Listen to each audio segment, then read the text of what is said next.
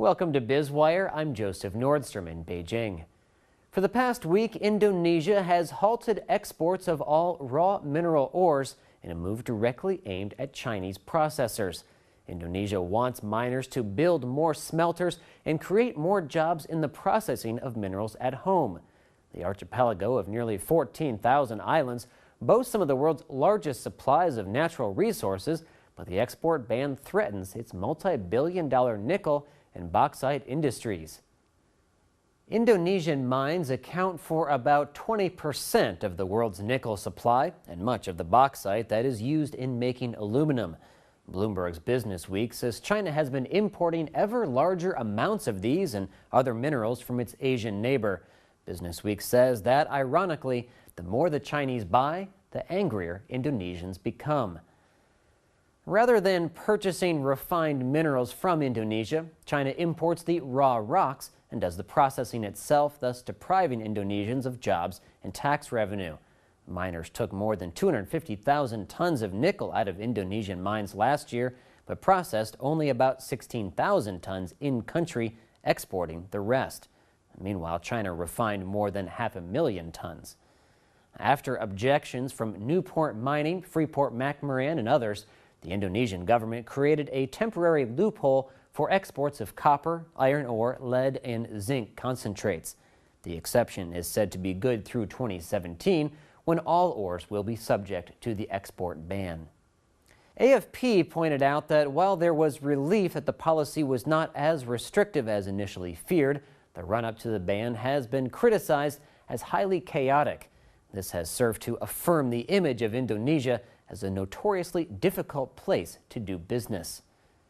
AFP says the export ban is one of a series of policies for sectors ranging from banking to energy promoted by more nationalist politicians. These leaders argue that Indonesia should do more to stop foreigners from reaping all the benefits from business opportunities in the fast-growing economy. Last year, Indonesia's GDP is estimated to have expanded by nearly 6%, with stronger growth expected for this year. But parliamentary elections are set for April, and the archipelago will elect a new president in July, leading to a trend of promoting more nationalistic policies.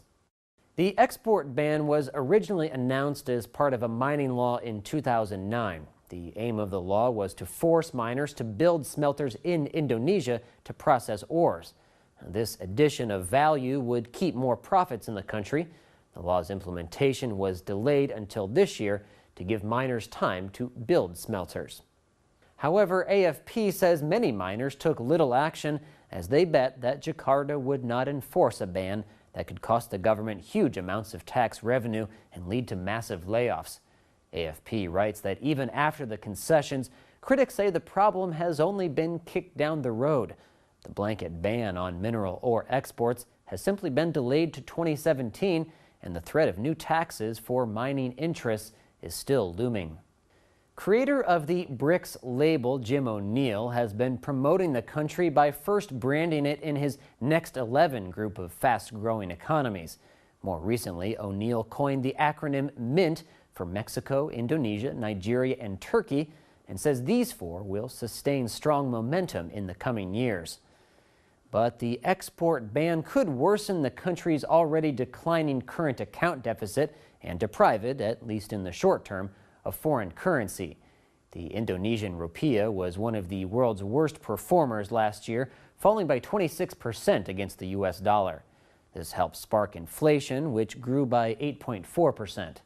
Once Indonesia gets its domestic political situation on more settled footing, the optimistic take is that leaders will invest in badly needed infrastructure like ports, bridges, and power generation. The hope is that this would reduce bottlenecks, giving processors and manufacturers the confidence to make investments on their own.